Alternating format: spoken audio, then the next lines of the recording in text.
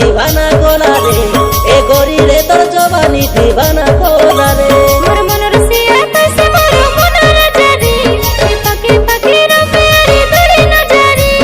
propose कोलो first time मुके जेबे रे तोर इशारा रे सते न फसी गली रे नुना रे तरका तक मोहिनी कोला रे हले हले मुके तोर दीवानी कोला रे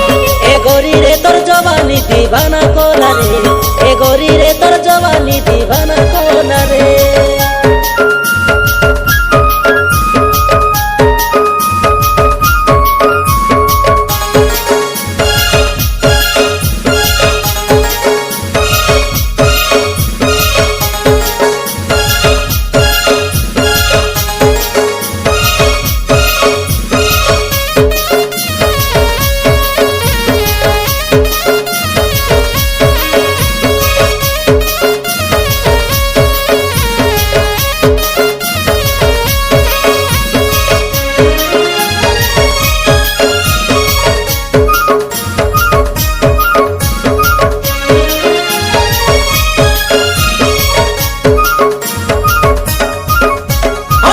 सारा चाहिए आकी नींदो नहीं रे तोर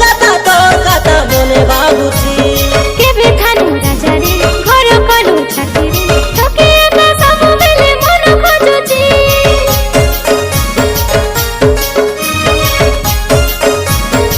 और राती सारा चाहिए आकी नींदो नहीं रे तोर कथा बोले बाबूजी